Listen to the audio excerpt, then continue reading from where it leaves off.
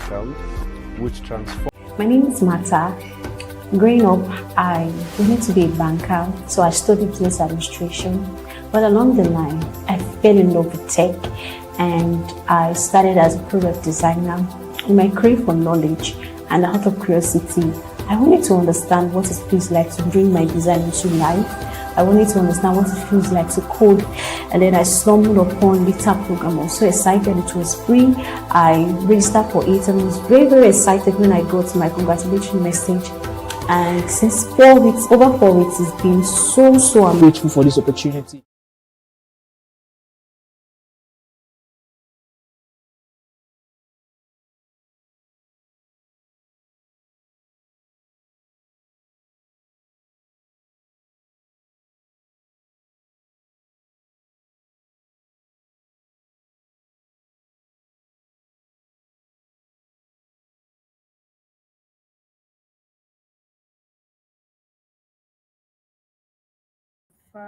Okay.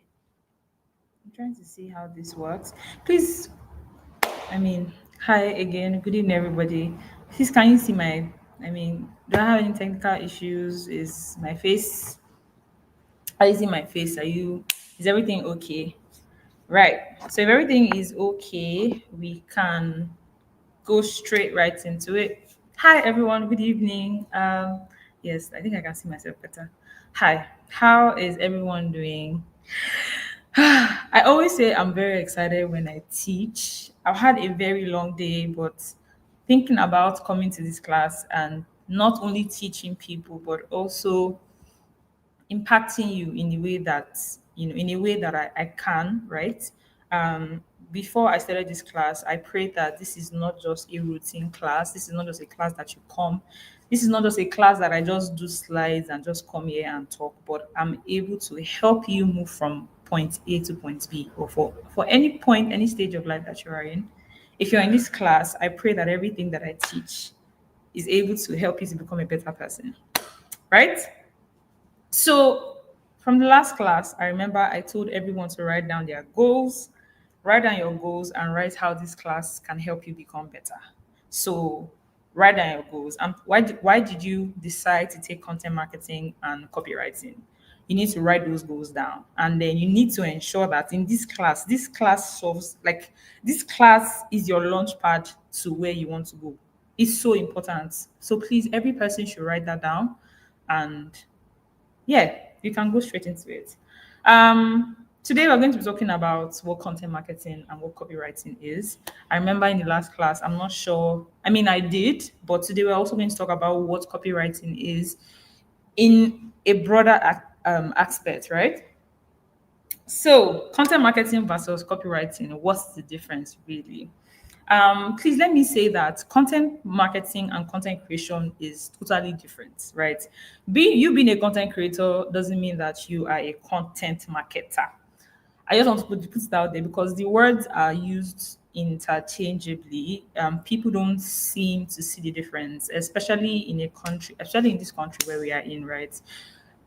Most companies will not be able to hire a content creator and a content marketer, except most startups. Let me just say that. But for an established company, people who understand the value of what content marketing is and the difference between a content marketer, social media manager, content creator, it makes sense because due to the economy, not everybody can employ everybody, right? But the point is, there's a very, very big difference between being a content marketer and a content creator. So a content marketer basically is this. A content marketer deals with strategy. Content marketer deals with a lot of strategy. There are people who does the deck, who does the strategy, influencer marketing, partnerships, collaboration, promotions, analytics, reporting. The content marketer does the holistic is more of, I mean, you can sort of put a content marketer and a brand strategist together, right? Depending on the industry, depending on the field. But what I'm trying to say is a content marketer does with the holistic view of how a brand is online. A content creator is the executor. A content creator is the one who creates the content. I, as a as a content marketer, I can tell you this is the content that we want to create. This is what we want to see. This is the script. This is what we're expecting from you. This is if I'm saying do a video, these are the key points that I want you to cover, right? This is how our brand is. This is how I want you to communicate with your audience. A content creator is the executor, right? I just wanted to say that. But yeah, for today's class, we're talking about the difference between a content marketer and a copywriter because there's definitely a difference. So copywriting and content marketing are not twins. They are more like they are more like cousins at a family reunion, right? So content writing tells stories, like I said. Content marketing tells stories. It builds trust. It attracts people to your brand long before they buy.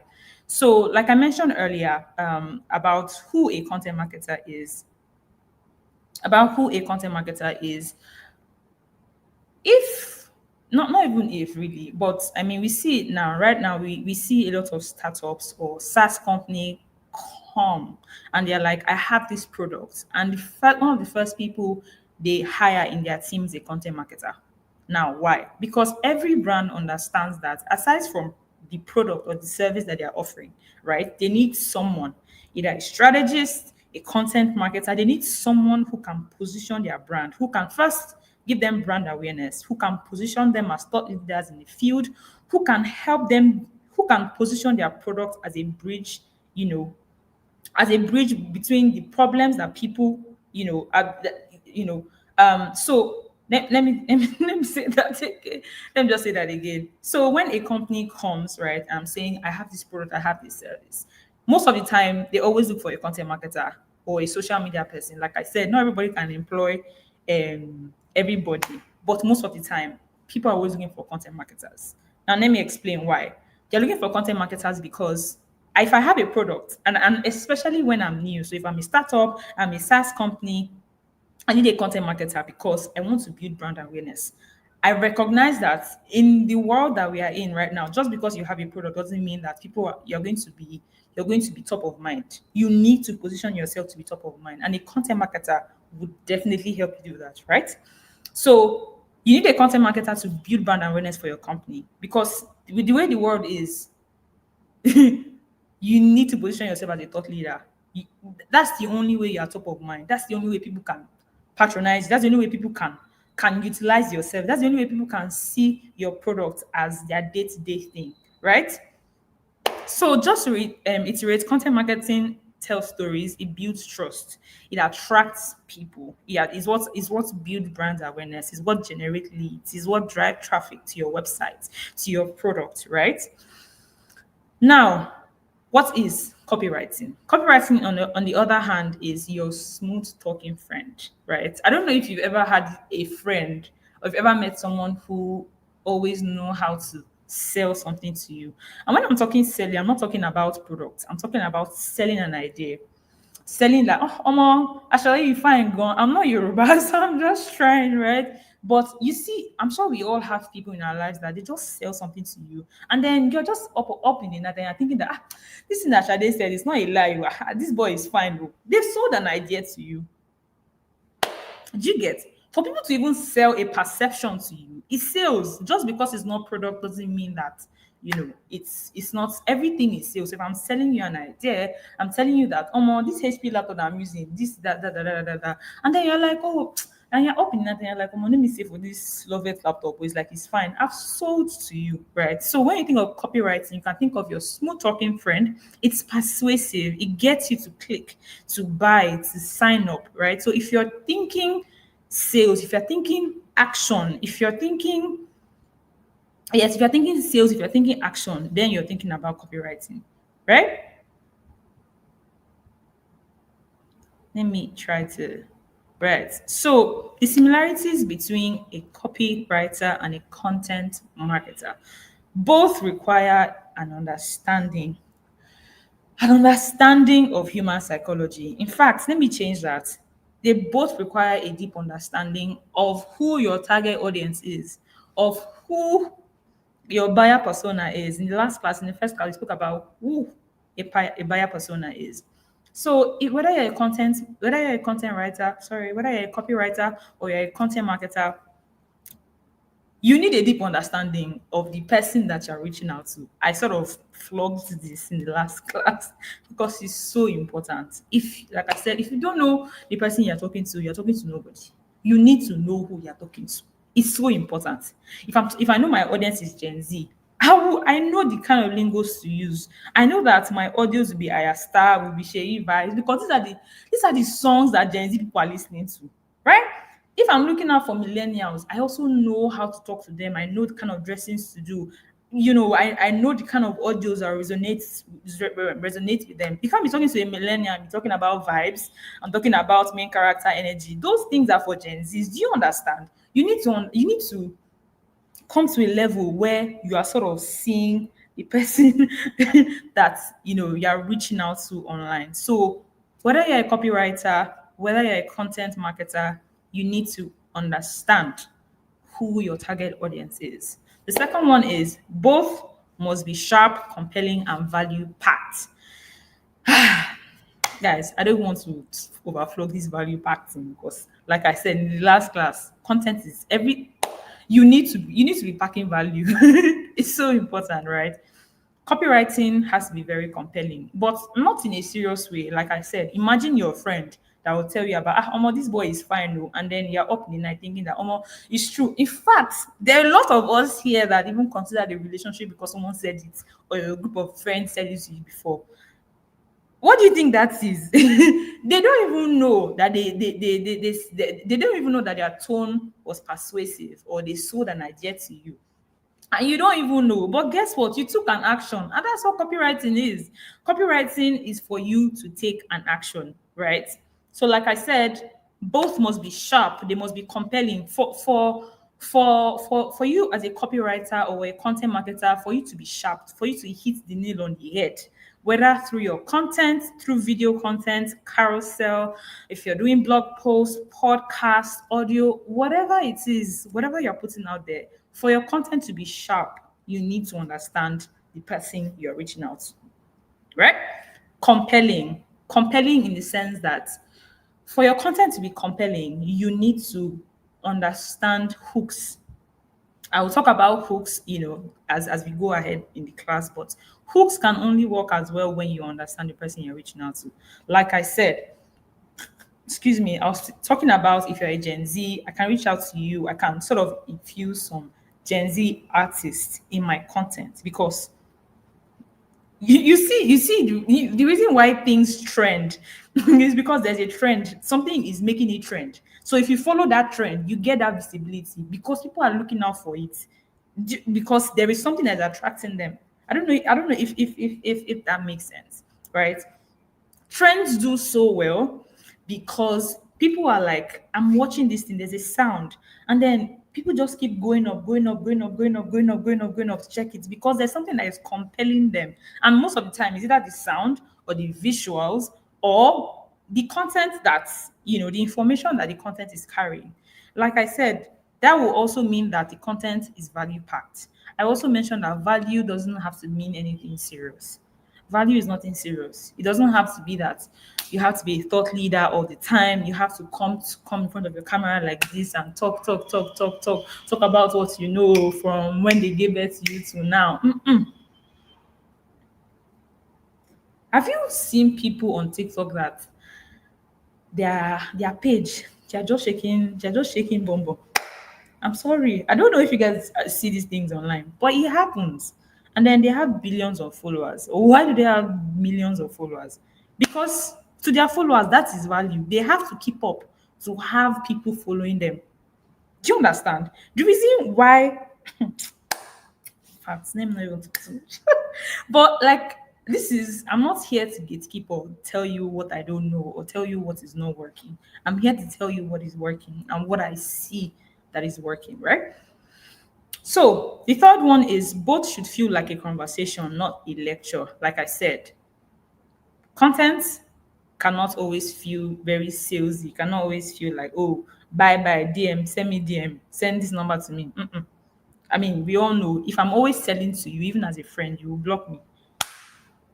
It's the reason why when people are posting online, they are saying DM me for price. Nobody DM them for price because we are not here to. Nobody wants to. No, everybody is selfish. Like I said, we are all selfish. Every single one of us.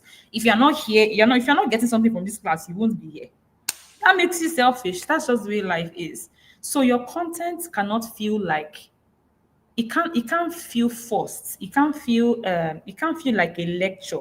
It has to feel like a conversation. It has to feel authentic. You have to be human, right?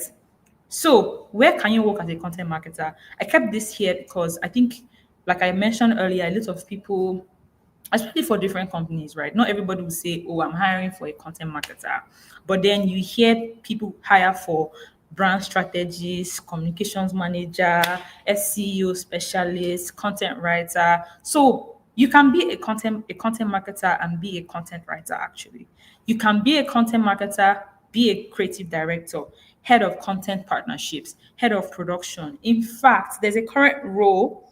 There's a current role right now in the industry where there are companies that are just looking for people to manage influencer marketing because people are seeing that there's money in influencer marketing, and not everybody has the access to these influencers or know how to manage them, manage their deliverables, manage expectation, manage, because people are like, oh, there's an influencer, but sometimes influencer marketing, people don't understand that influencer marketing is not only, in fact, I think personally that influencer marketing is majorly for brand awareness.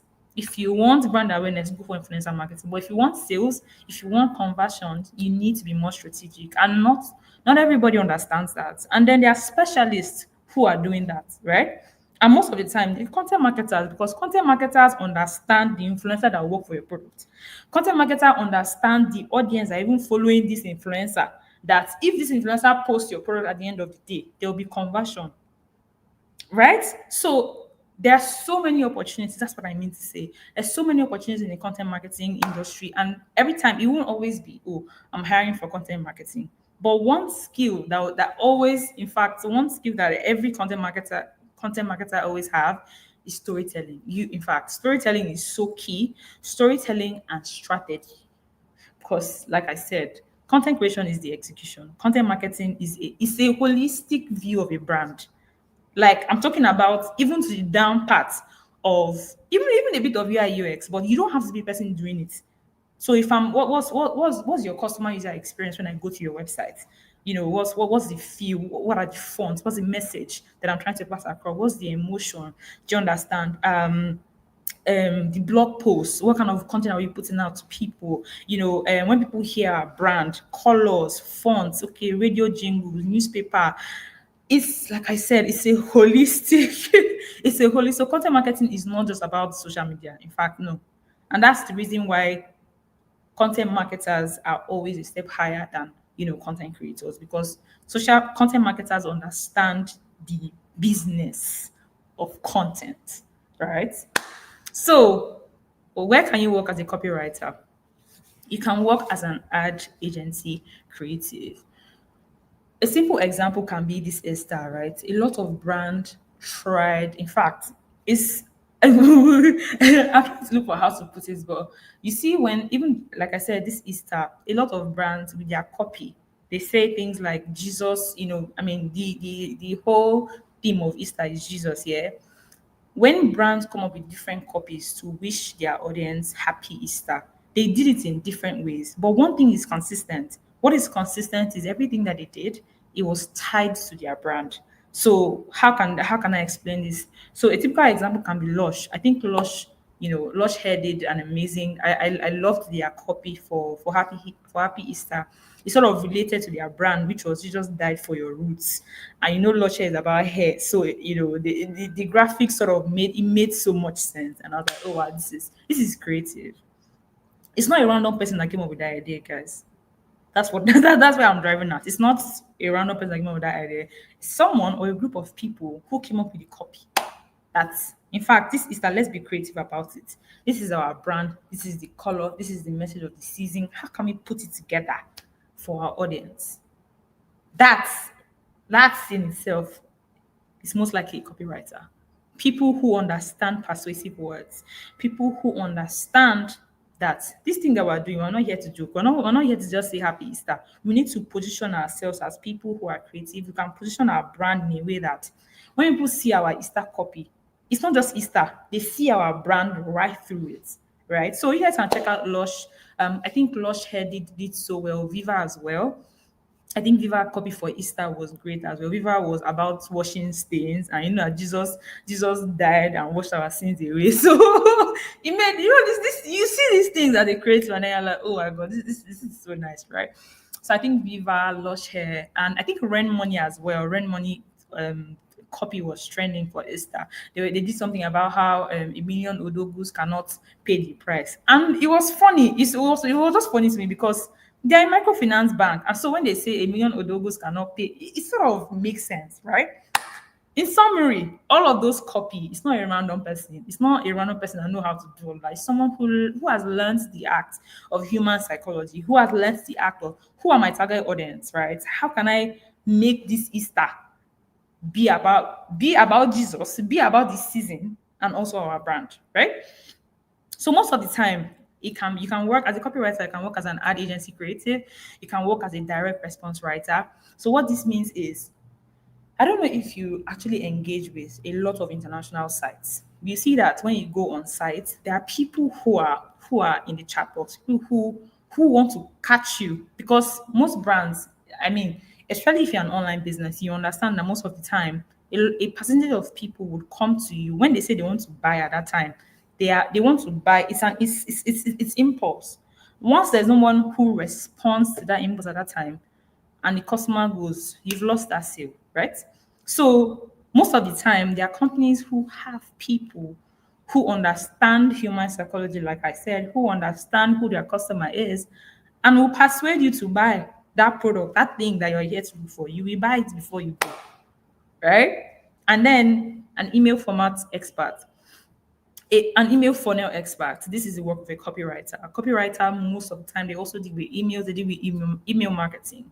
They deal with customer segmentation, also behavioral marketing, right? So, again, copywriters need to understand human psychology. Not only human psychology, but also their audience psychology. Understand who their target audience is, right? Right. So I'm going to teach you how to build a winning strategy, a winning content strategy in 2025.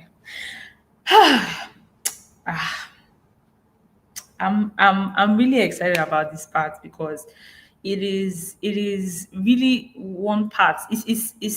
I don't even have the words to put it together, but guys, we're going to have so much fun in this place. And like I said earlier, and I'm still going to say it now, if you're in this class, you have to do the work, right? You have to be willing to do the work because content strategy, developing a content strategy, most of the time, right? I'm just here to guide you. How you are going to win is if you implement. That's what I'm trying to say. I'm going to teach you, I'm going to guide you on how to build a winning content strategy, but winning is up to you. That's just my message here, right? So let's go into it. In 2025, attention is the new currency and content is the wallet. Every content, even YouTube, how you can get monetized on YouTube is also based on people's watch time. How long are people spending on your content? When YouTube sees that, oh, people are spending a lot of time on your content, they would recommend your content to other people because then they know it's valuable, right? So attention is currency.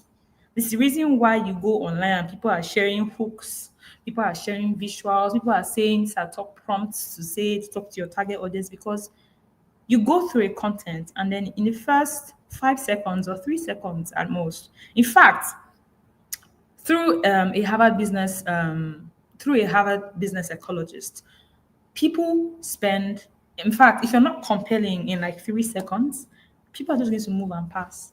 So attention, getting someone is what is making influencers have money because people are spending time in their content, right? And that's the only way you can make money online.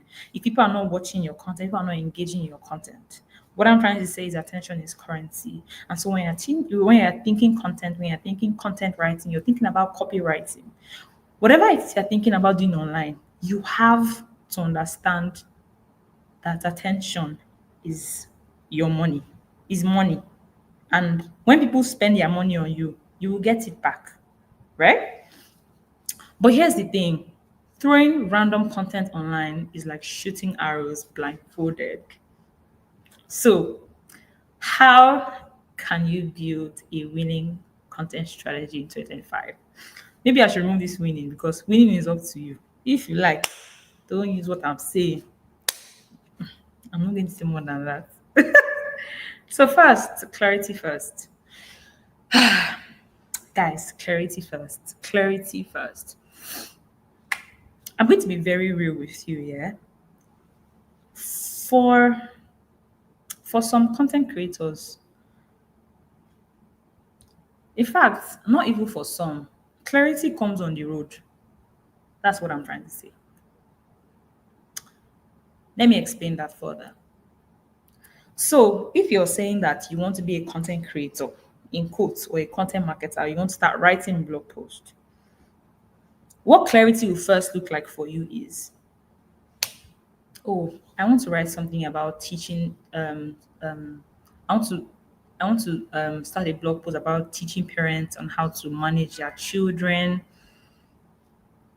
That is clarity first, right? You understand what you want to do, because that's what I want you. That's what I want you to note here. You need to at least know what you want to do. When I mean clarity comes on the road is you can only redefine what you are doing. You can't redefine what is in your head. Like take a look at Instagram. How Instagram was in 2010 is not what they are today. And if imagine if Instagram is just coming out today, you won't tell me that all of its features, everything that Instagram has today is what they will have today. It's not possible. Like you can only get better at what you do. That's what I'm trying to say. So if you start creating content right now with your bad phone or with your bad equipment, it can only better when it can only get better when you start doing this. That's what I'm trying to say. Right? Now let's go back. Clarity, know why you're creating content. Just know your why. Like I said, me in 2023, I spent so much time trying to understand what my why is. Like I said in the beginning of the class, I'm very passionate about my personal brand. I want to build a personal brand for myself, right? Aside from the services I already give to companies and my clients. And then I was like, what is my why? I find that sometimes when I work with people and I just make certain amount of money, I'm just laid back. I will not post for a long time. In fact, and then I'm like, guy, but I want to create content. I want to do YouTube. I want to give people value. So why am I not doing it? I started asking myself, what is my own why? And then I remember one of my friends tell me that. In fact, I even bought the book by Simon Sinek. Start with your why. Till today, I've not read that book. I'm not finished, guys. This is just to tell you how much I wanted to know my why. But guess what, guys? A friend told me that love it. If your why is to make more money, that reason is valid. In 2023, I was broke. Oh. In fact, I'm not even still rich now. Sef. But what I mean to tell you is that if your reason is clear to you, even if your reason is to make more money online, that is enough reason to do the work. But first, you need to know what your why is. Why am I creating content? Why am I creating content? Think about it for a while. In fact, keep thinking about it. But don't overthink it. Because that's the thing about we creatives. That's the thing about people who want to do creative work. We always overthink a lot of things. Don't overthink it, my dear.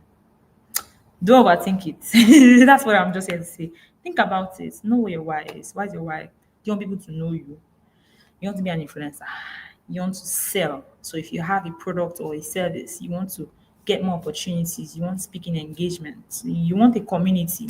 You want to be like Diary of a Nigerian Girl who started sharing stories and then, now you have communities. You can do events. You're now, people now know you for people now know you as your authentic self. People know you for what you give out to people, right? Knowing your why it will always be your driving force. And that's the reason why it's important, not because of anything. Knowing your why would always keep you going when you're tired, because trust me, you will get tired. Content creation is not easy. Content creation, content marketing is not easy. Is The work is a psychological work. It's not banker work that you're just sitting on the teller and receiving receipt, and then it's work that you have to use your mind to do. You cannot detach from it. And if your all is not there, if you're not putting, or if you don't know why you're doing what you're doing, if it's not clear to you, if you don't have a driving force towards it, you give up, you get tired. And we're not giving up here. Because, like I said, if you're doing content marketing, if you're doing content creation, if you're doing copywriting, you won't get your $100 million in 1 month or in 1 week. It's not, no, it doesn't work like that, guys. So know your why. Know why you're creating content. Me personally, in fact, why am I even creating content? Why do I want to be a content creator? Why do I want to build a personal brand for myself? I want to do it because I want to give value to people. I want to help people because I'm someone who I'm passionate about personal development, and I want to help people as well. So that's my why. That's my own why. For me, success online doesn't it's not necessarily about the numbers. Is if my content can help you move from point A to point B, that is success for me. For me. But for other people, it can be the metrics. I mean, the numbers are good, let's not lie. It's good, especially in this line of work, because that is your KPI, really. If you're doing content and people are not seeing engagement, people are not seeing, they'll say they are not working. Your value as a content creator, as a content marketer is based on other people's perception, not about the quality of time, not about the hard work, not about the brainstorming, the editing, the scripting. Nobody cares about that. It's the results. But we all know that that's not easy, right? That's not easy. So knowing your why is what will drive you. It will drive you a long way, guys. I'm not even joking. Right. So the second one is audience obsession. I was watching something. I don't know if you guys know Fola Shade. Fola Shade is a content creator. She moved to Canada, and I mean, she's a very big content creator that shares a lot of things about content creation, storytelling, and I watch her content a lot. If So she asked something in her class today, and then she's like, "What is your why? What keeps you up at night?" And then in my mind, I'm like, I used to sleep well. Like if you ask me, I pretty much sleep well. So I don't know. I don't know why. I don't know who my audience is, because she's like, "What is your why? Who are the people? Like, what are the problems that keep you up at night?" Exactly. That's what she asked. And I'm like, in my mind, I'm like, bro, yeah, they sleep well. Or nothing they keep me up all night except from hunger. If I'm hungry, right? And then it made me realize how, if you're not obsessed, guys, like if you know this thing where I say you and your audience, you have to be like, in your mind, you have to be thinking about these people every time. Yes, it's obsession. Yes, that's the only way you can win. Like I said, this is a winning strategy. If you're not obsessed about the people that you want to give value to, what are they currently watching? How can I reach these people? What are their dreams? What are their slogans? What are their frustrations? What are their desires? How can I position myself to help them? That they will see my content, they will know that let me follow this person if I want to move forward in my life. Audience obsession. It works, guys. And like I said, it's not easy. It's not easy, but it works like magic. It works all the time. So you need to know who your audience is. You need to understand their problems. What are their desires? What are their frustrations? What are their dreams? Right? What are the solutions that you can provide for them? What are the things that are happening right now that's affecting their culture? What are the things that, I mean, if you're creating a solution, I always use a Gen Z. I always use Gen Z because I'm quite Gen Z, right? So I'm like, okay, if you're thinking about top storytellers as a content creator or as a content marketer right now, you think Koti, oh, Koti does so many interesting storytelling stuff. Aside from her YouTube, she even has something she does on TikTok and on Instagram. Good storytelling things, right? She's bringing out new ideas every time because she knows who our audience is. And every time she does it, he always does well. Not because she's already an influencer, because I mean, it can also be because she's an influencer, but every time, sometimes when you see the engagement, when you see the metrics, you know that people can relate to it. It's not just because you're an influencer, people can relate to it because they relate to your story. Do you understand? So, audience obsession is super important. Audience obsession will know, even if you're a product based person, when you understand your audience, you will know the time that a product will help them. Do you know? So if I'm selling clothes, right, I understand my audience that by December, everybody wants to party in December, everybody wants to be outside in December. I start planning for my December collection. Even before December, maybe around that November, I already start putting on my campaign. People will buy, my audience will buy because December is when they shop. Everybody wants to be outside in Nigeria, in Lagos, in December, right? All I'm trying to say is you need to understand who your audience is. That if they wake you in the night, you know that because it works. When you understand your audience, you're even able to cross sell.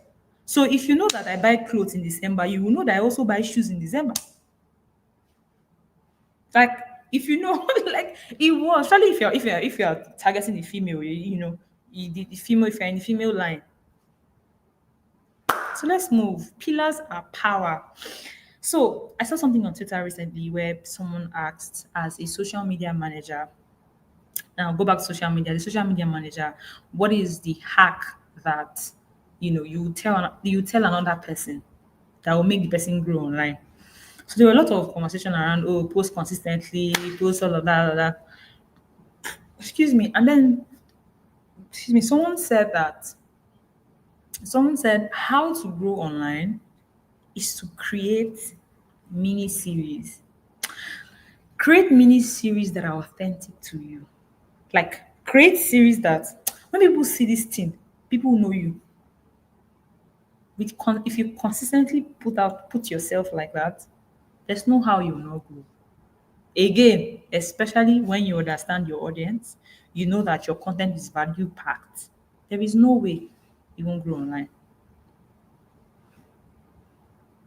I always I can use Salem King. When Salem King started, everybody knew him to be the black and white guy. All of his content were black and white. He was always sharing his interesting stuff, right? And now he doesn't even do black and white video anymore because he has moved past that stage. My point is, every content creator that you know right now, you know them for something in your head. I know Cotio for storytelling, right? And whenever I think of storytelling content, I think about her. That is how you build pillars. You build pillars that are authentic to you. Anybody who knows Ade Adeoye on this call, she's a Nigerian, she's a very big Nigerian content marketer, and she has a company right now. She started sharing her stuff online about 2, 3 years ago. You cannot think of Ade and not think about, hey, my girlies, this is for my girls and my girlies alone. It's not possible, guys. And why is that?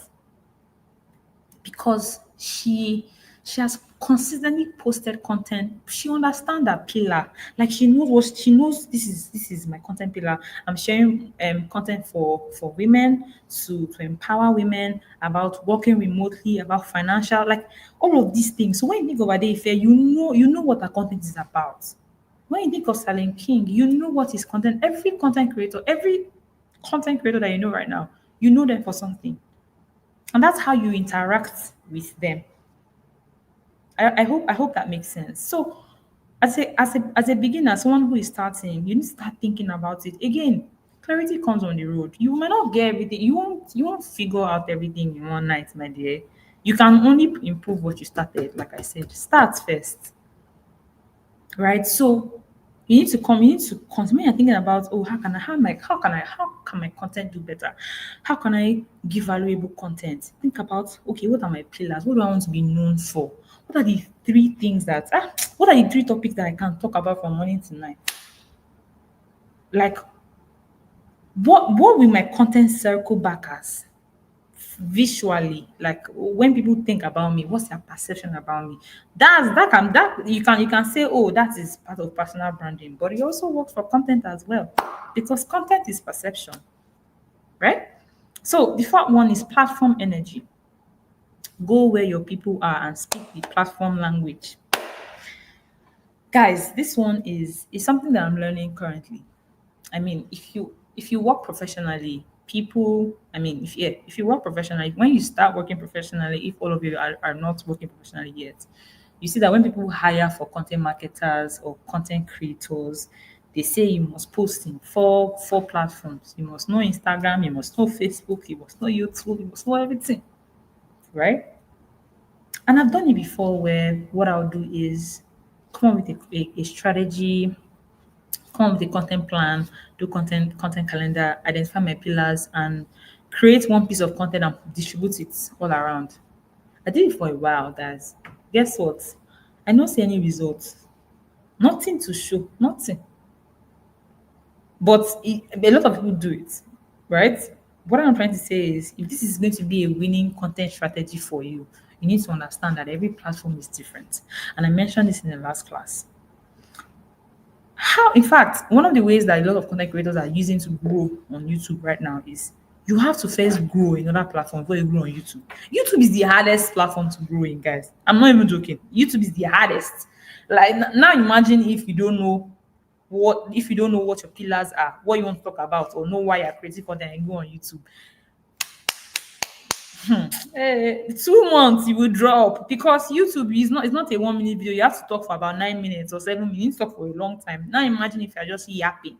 There is no value. You're just rambling. It doesn't work like that. What I'm trying to say is, you need to understand that there is platform energy. You're posting on Twitter, the same content can go on TikTok, but it will be for a different audience. The strategy is going to be different. It won't be the same strategy that Instagram people are using. If you know Instagram is for aesthetic. Everybody living fake life on Instagram. Nobody is suffering.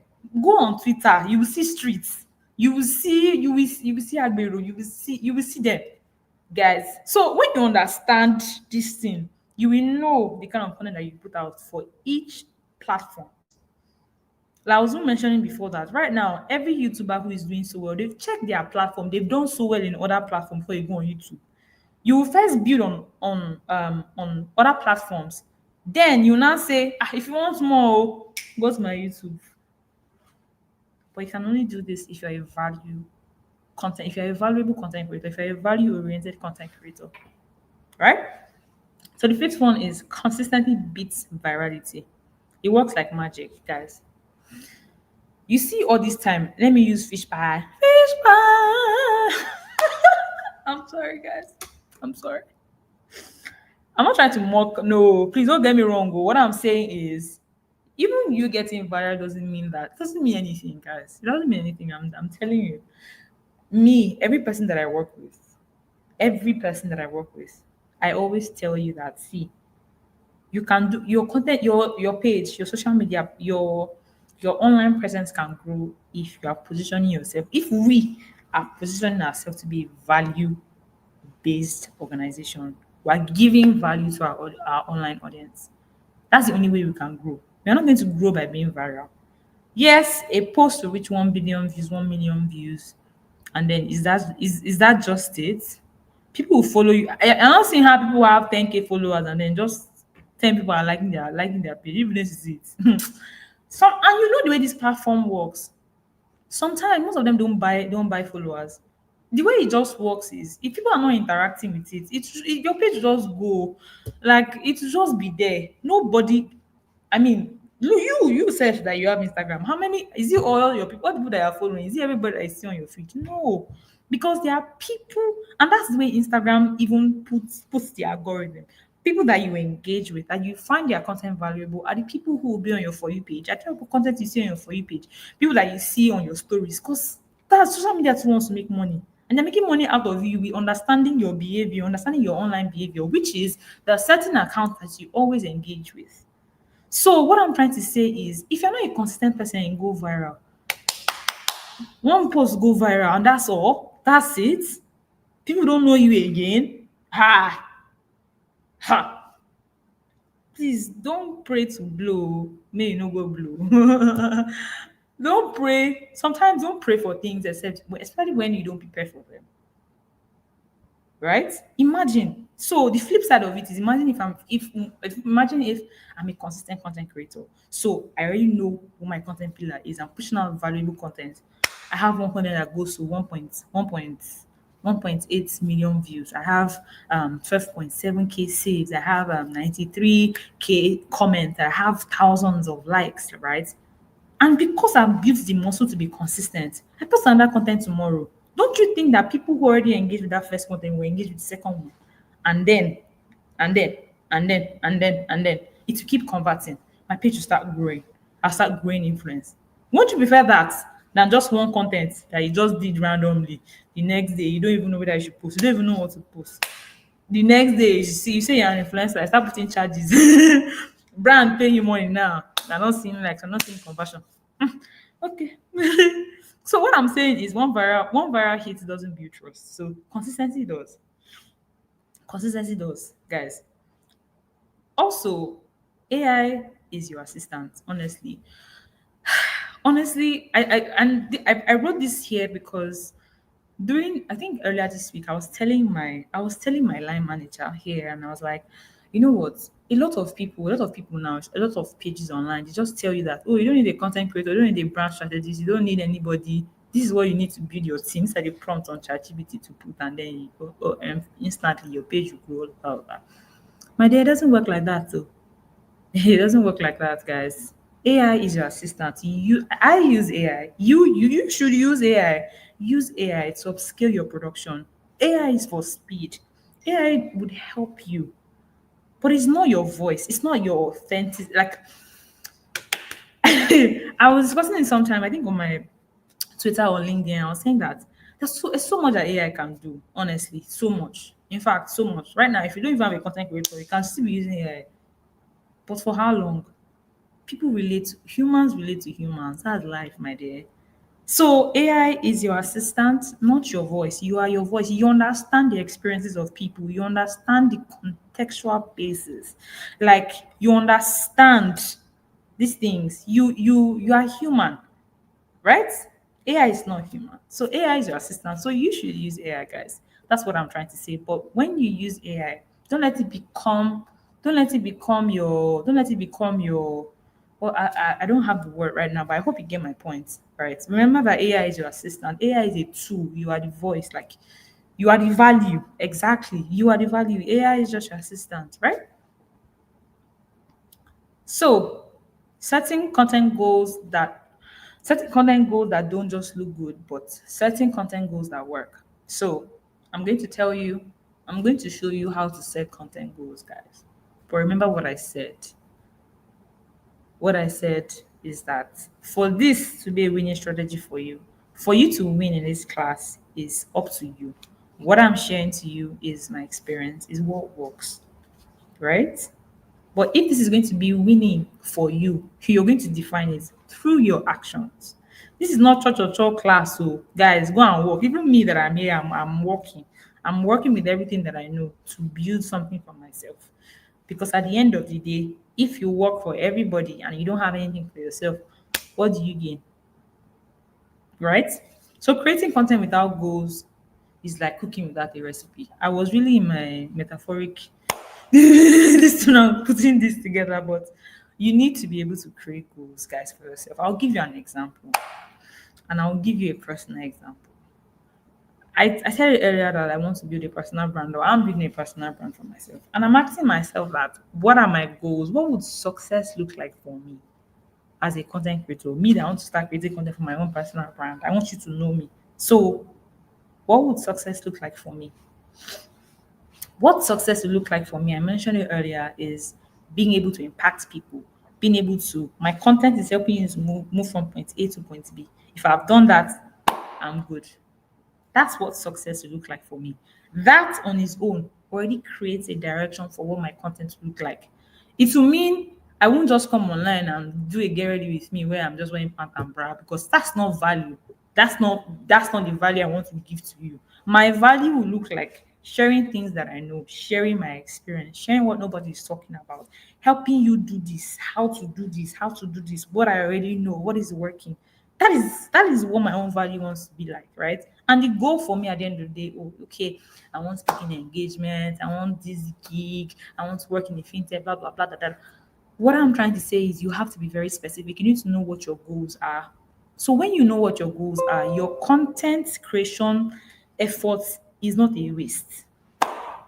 It's not a waste, guys. If you want a teaching gig or a public announcement, or sorry, or you want to be doing you want to do public speaking, and you are doing carousel posts, does that make sense? It doesn't make sense.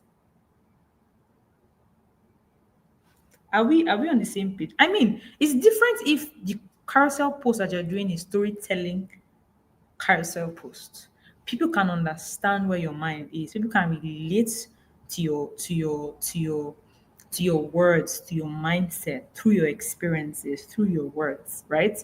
But you also need to show your face. You also, I mean, my dear, I want you to speak at my organization. I need to see your face. I need to know what you look like, right? So what I'm saying is you need to understand what your goals are. You need to highlight what your goals are. So I mean, smart goals. Set smart goals. And I don't want to flog the smart goals too much because I don't want, again, this is not too much of theory, but smart goals in summary is when your goal is specific, measurable, attainable, relevant, and time bound, right? But these are examples of content goals. Number one, I want 100 new newsletter subscribers in 30 days. Pretty specific. This is specific for me. My goal this week was to, I'm saying was, is, in fact, for the month, yeah, you should publish at least 20 content, 20 carousel content. Is it carousel? I even said, even myself, my goal wasn't specific. Maybe that's the reason why I'm not even publishing content as much as I want to. But what I'm saying is clarity helps. Being specific would help you. And one thing I realize is for the past 1 year, for my own personal brand, but for I mean, again, when you're working for other people, especially in this line of job, you'll be able to deliver for other people. But for your own self, you look like still you don't know work. So for a long time, I'm like, I want to create type of content. I want to create makeup. We want to do get ready with me. I want to do that. But I never do it. I never, do it. And that's because I just say them. I don't break what a typical blog. I don't. How do I put it? So if I say I want to create a video, that makes sense. But what are the small actionable steps to help me create a video? Because video will not just come down from anywhere, guys. I need to film. First of all, I need to script, come up with an idea. What is my idea? Then I'll script because I'm not going to come on the internet and say rubbish. At least if I'm not reading from a book or from a paper, I need to know the things that this video, if I don't talk everything from this video, I should highlight this, I should highlight this. That is a script, that is a guide, right? I will do scripts, I will film. Which time can I film? When I come out from work or in the morning before going to work, right? When can I film? When can I edit? Guys, what are the elements of my editing? Am I going to do voiceover? Am I going to get images on the video? Am I going to, all of these things are what would help you to move forward fast as a content creator, not just vague goals, because we all make vague goals. That's my point. Even myself, I make vague until I realized this that guys, this thing is not working. I will say I want to do content, I want to do content, do 5 video content, and the week will go by and I did not do anything. And that's because I never factored all of the small actionable steps that I need to actually achieve my goal. Right? So you need to be very specific, very, very specific. So another goal can be you want to get 15 people to DM us after each carousel. And this will work with a very good CTA. So if you have a good CTA, copywriting, this is where copywriting is, where you're saying that after each of your content is a call to action. I want people to take this step. If they don't take this step, that means this content did not work. You need to do and that one. Excuse me, right? Yeah. So we're just going to go, excuse me, go to the second one. Because attention is cool, but conversion is cooler. Like I said, at the end of the day, we all want to make money. Even me that I'm saying my my sources as a content creator is I want to if I see money, I'll collect. Oh. Guys, so we all want money, guys. So if you're wise, make more money. My dear, it's very valid. The economy is very hard, right? So this is why creating a goal, this is why it matters. It matters because attention is cool. I mentioned earlier that attention is currency. Attention is currency, but at the end of the day, what's the money? I see touching your pocket. I see helping you. I see helping your stomach. Right? So this is why goals matter. First of all, they help to keep your content purposeful.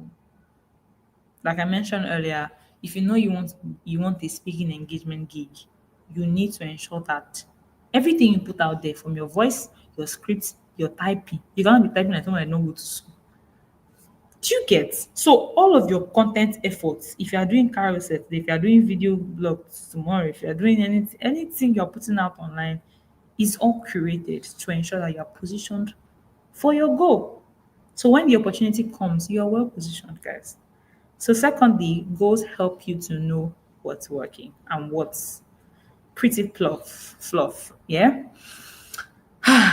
Like I always say, this our industry is doing. Oh, you have to test and fail.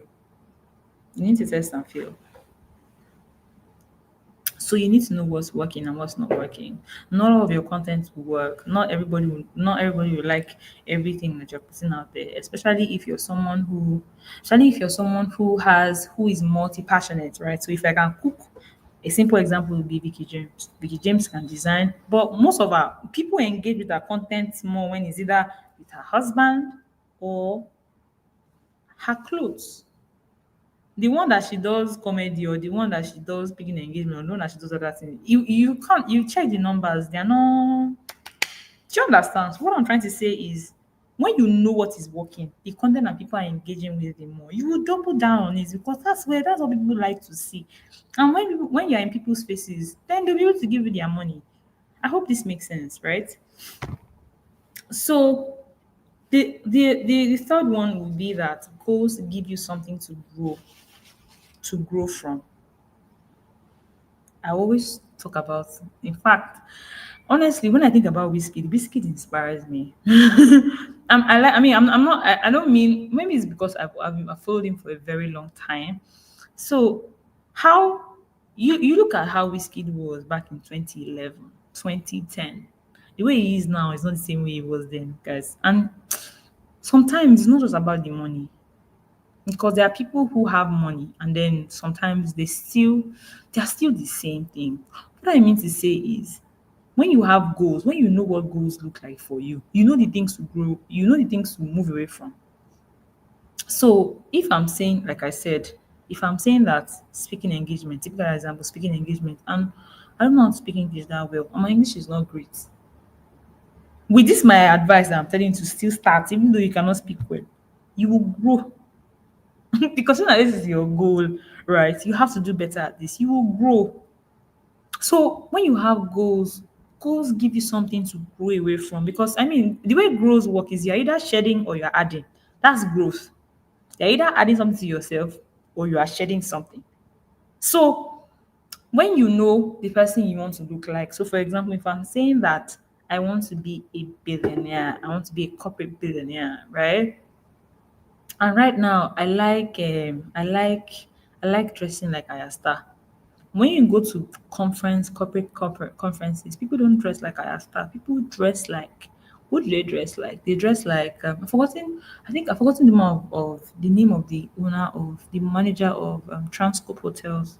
They dress like Ibuku and Woshika, even though Ibuku and Woshika is older, but you get what I'm saying. If you go for a corporate event where maybe banking industry, or you don't see people dressing up like us, like you see people dressing up like they are in money. They dress corporately, they dress properly, right?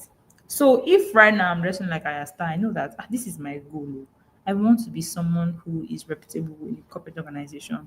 And you go for events, you see the people addressing you will grow away from your current reality because this is what I want for myself and I want to get there. So you have to drop some things.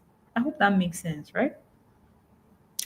Thirdly, or yeah, the other one would be measures and basically measure that moves the needle. What that means basically is the things that you need to look out for to know when your content is doing well.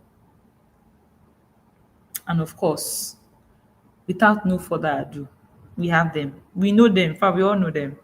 And for me, is mostly saves and shares. That's for me personally, even with people that I work with. If I see that people are sharing our content, people are share that save. Oh no. If people are saving my content, it touch them, my dear. People don't save. People I see people are selfish, guys. People are very, very selfish. So for you to just sit down and be like, this content that I'm seeing, I like it too. It's like I will need it in future. You've helped someone. That is impact. That is value, guys.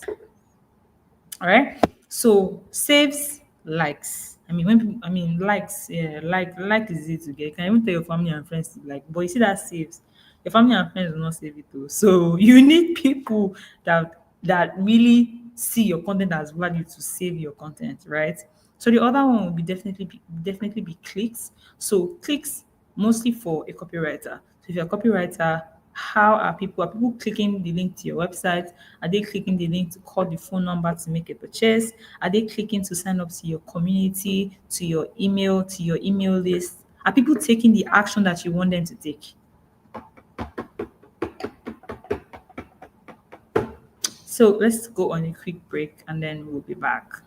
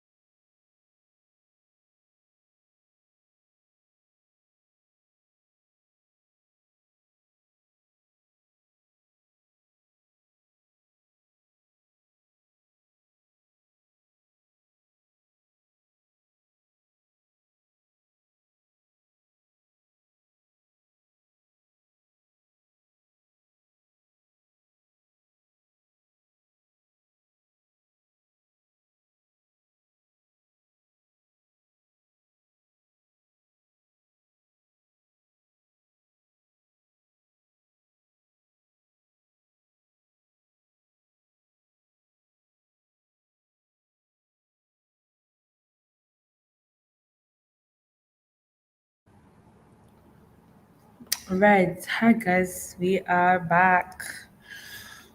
We are back. I'm better. Right. So where was I? How anyway, how are you guys catching up though? How is it? How is it? So let's just get back right into it. So I was talking about the measures that move the needle. Basically, what that means is measures that will help you track your growth, measures that would make you know that I started creating content, so I had like 5 likes, but now I have a million likes. That is growth. That does not mean I'm not trying to say that once you have a million likes before you grow, no.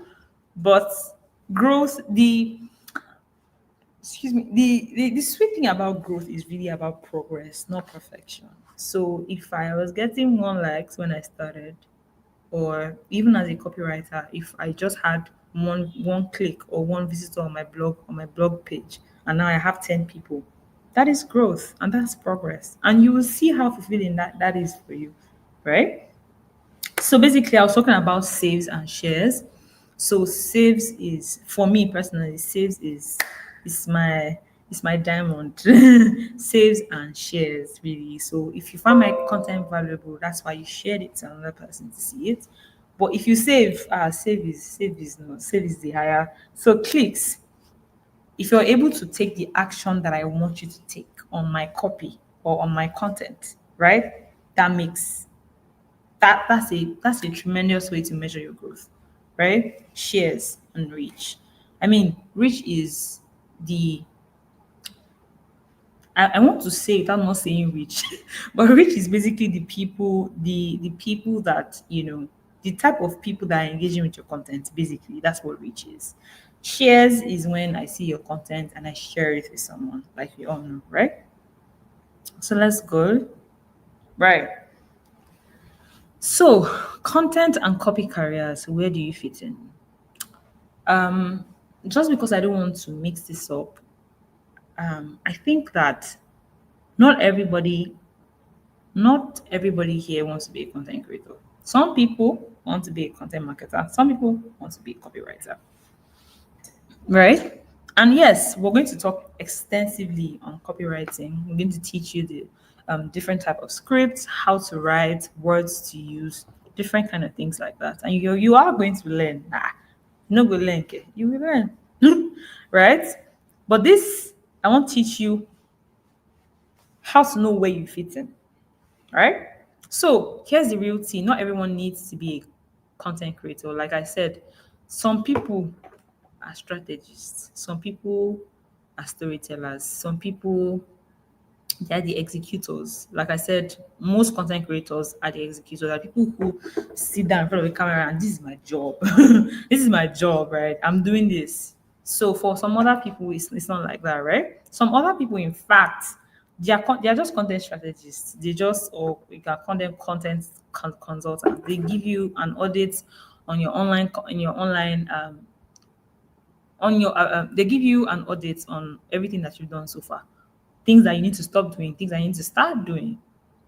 They give you content calendar, give you content strategy, give you a content plan, give you a challenge, post this for the next 30 days or for the next 6 days. This is your prompt. This is the time you should post. The people that's their work, but you're not creating the content. You are the person who is doing the work, but they are guiding you, right? So content creation is for you, or content being a content marketer is for you if you love teaching. If having creating a brand voice is your thing. So if you like storytelling, teaching, building a brand voice, I mean there are different type of brand voice. Right now, for the current company I work in, our brand voice is fun, energetic, vibrant. We like to be happy. Even when I'm sad, I have to always be happy.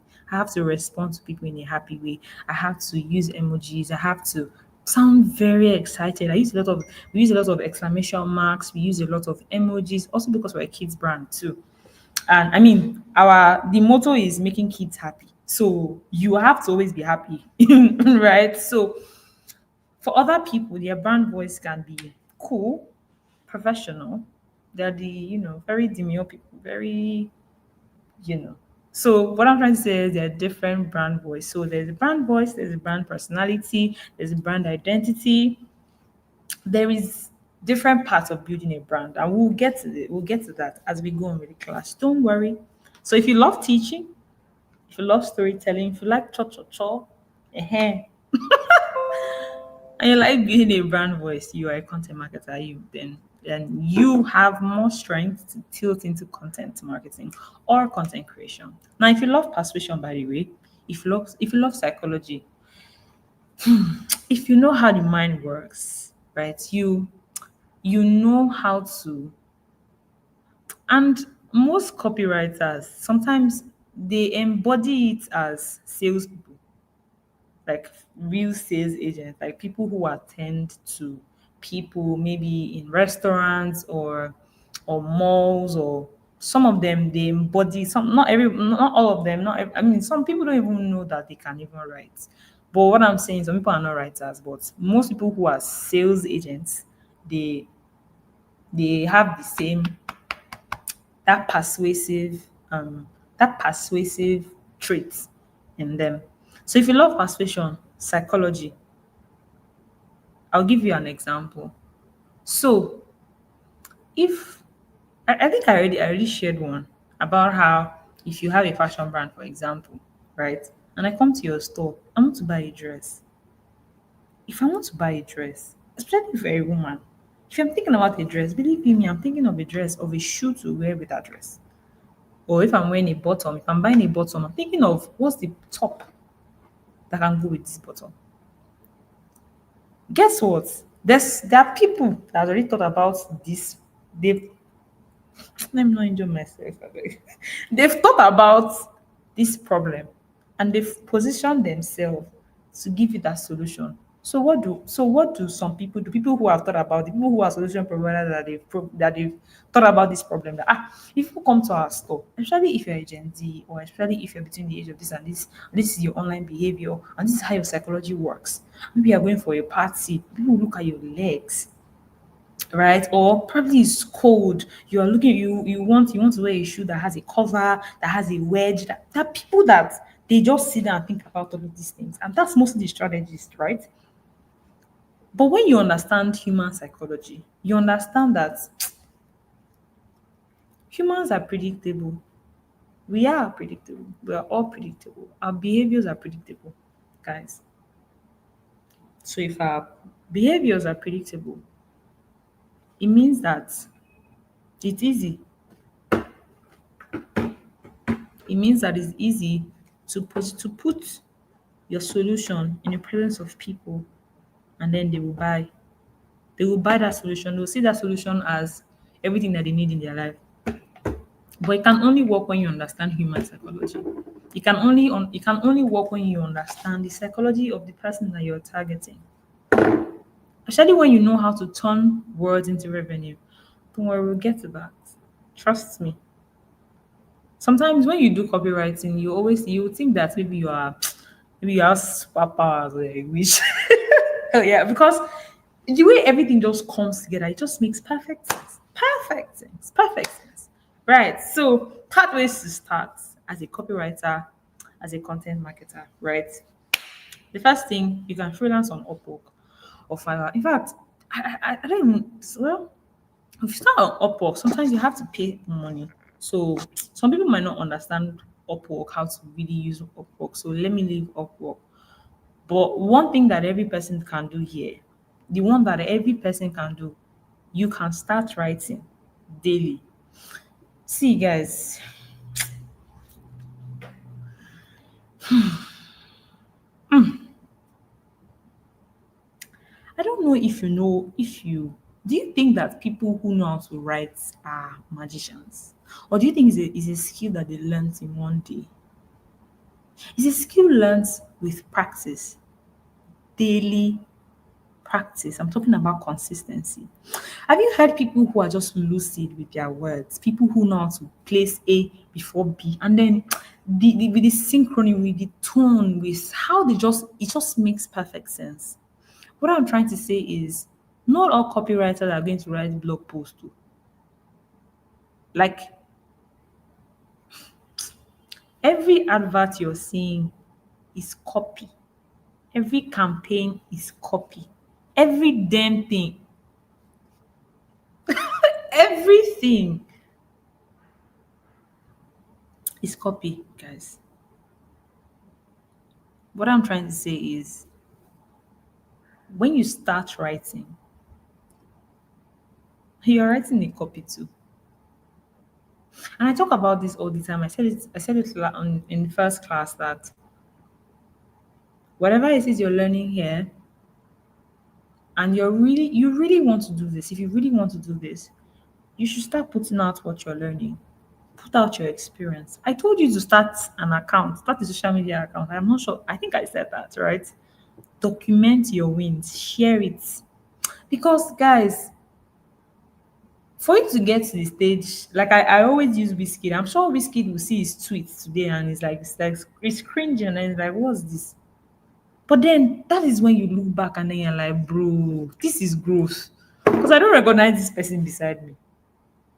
What I'm saying is don't start perfect. You can't even start perfect. Like if you start perfect, you started too late.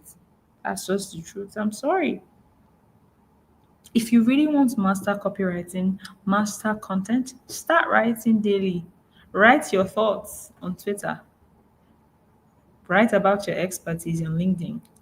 In fact, I was not thinking about it today to, maybe come up with something and do case studies of companies that I really admire their copy. I really admire their content strategy, how they write their blog posts, how they just position themselves generally online. That is me sharing. That's me sharing my own expertise. That's me just writing. Everything you put online, everything that you're putting out for someone else to look at is copy.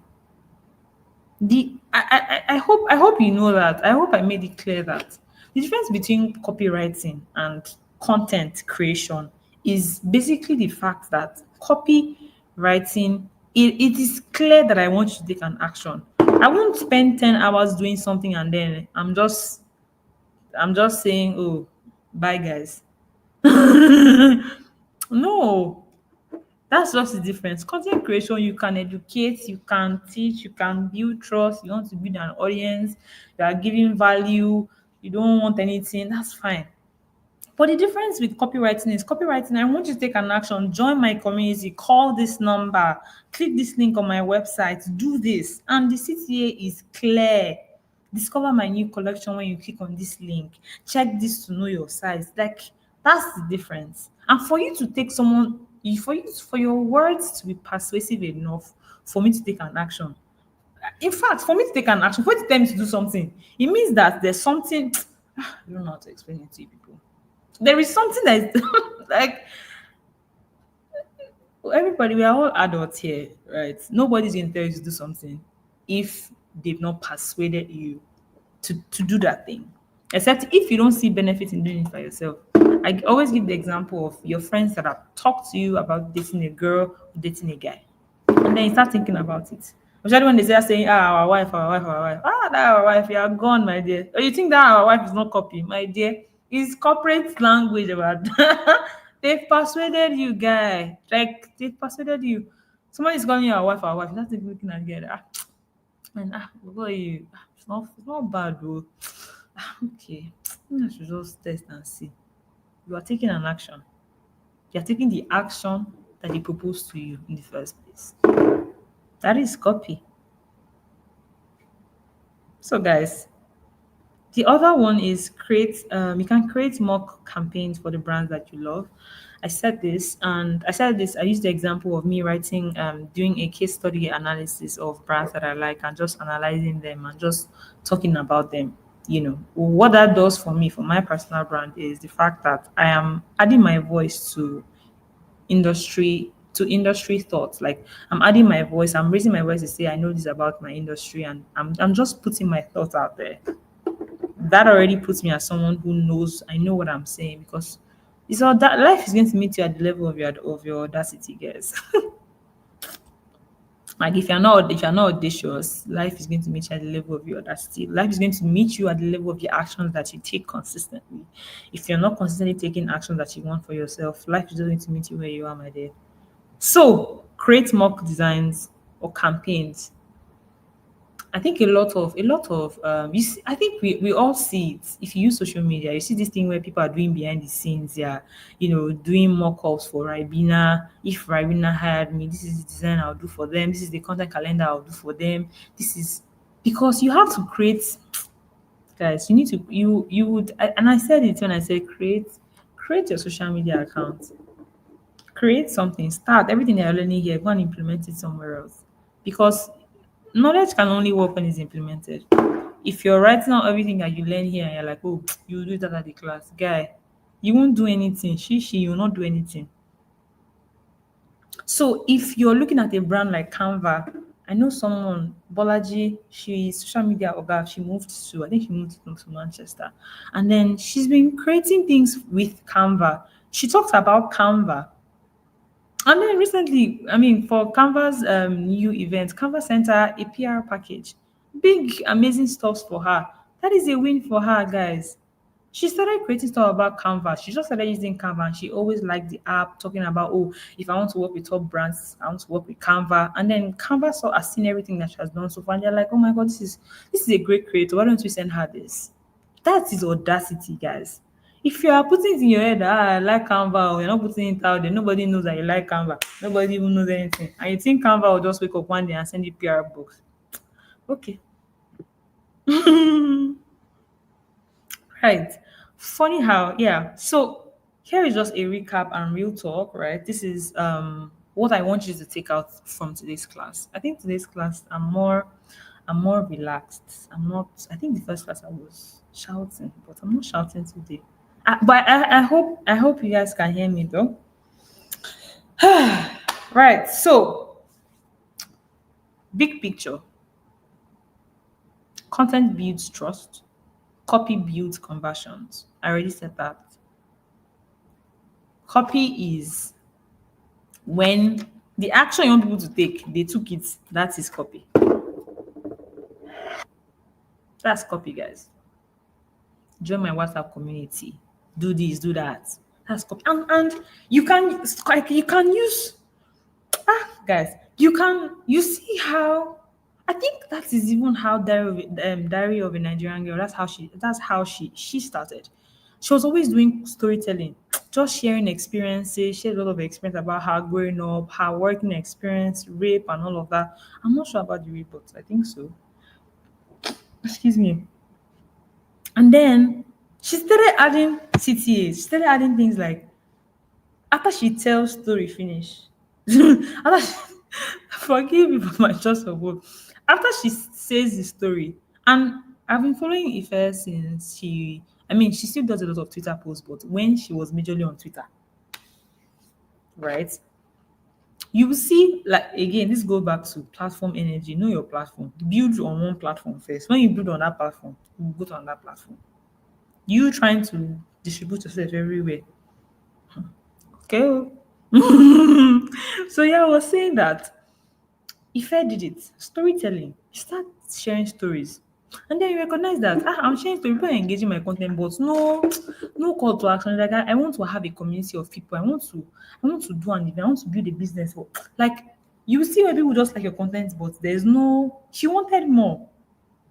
That's what I'm trying to say. And then what did she start doing?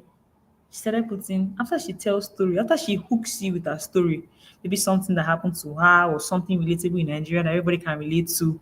At the end, she'll say, sign up to join our Kineko. Sign up to join our community where you get exclusive stories about this. And that's how she built her community today, guys.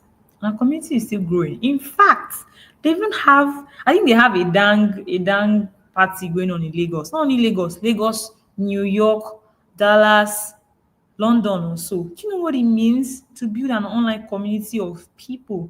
That requires a lot of hard work. She's been posting for years, guys. And now she's in Dallas, or she's not even in Lagos. And you're telling me that you have a community of people who are waiting for you to come in Lagos to do party.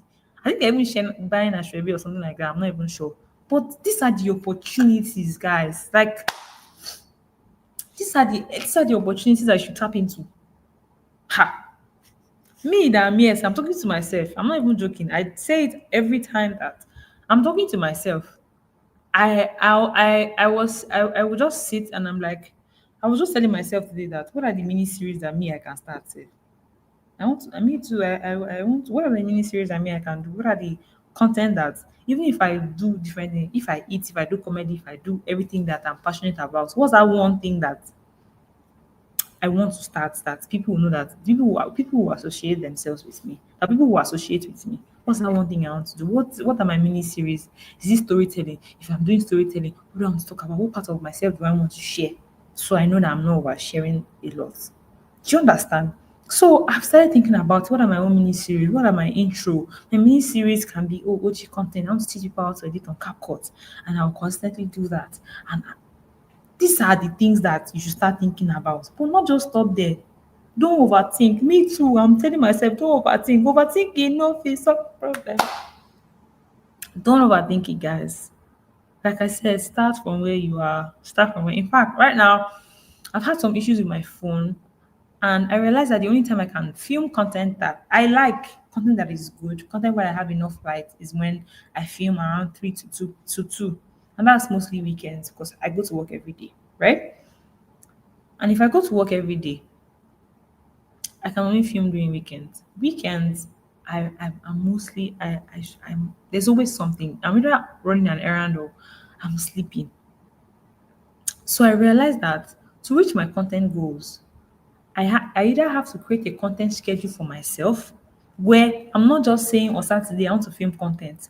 On Monday, I've written down content ideas. On Tuesday, I've written scripts. What's the goal of each content? What am I saying in this content? On Wednesday, right? I'm already saying that okay, I've brought down my content idea. I've kept links for reference. Tuesday, I've written my script. Wednesday, I'm saying, okay, I want to film on Saturday. Thursday, the clothes I want to wear to film the content, I'm laying them down on my bed. Because it's not just random, guys. It's not random. It's not take it from someone who has created content for a very long time without a strategy. And I'm telling you that I've done that. I'm just cooking soup without recipe. I'm just turning the tomato inside the pot. I don't know what I'm doing, guys. So what I'm trying to say is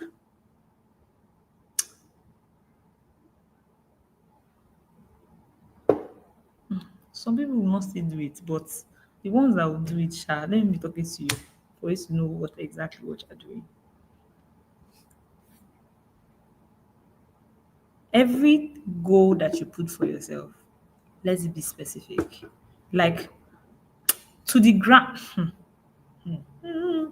to the granular, like to the atom unit, like to the smallest. You need to even to the point that you know that what are the things that won't stop me from reaching this goal. So if I'm filming on Saturday, what are the things that majorly stop me from not filming on Saturday?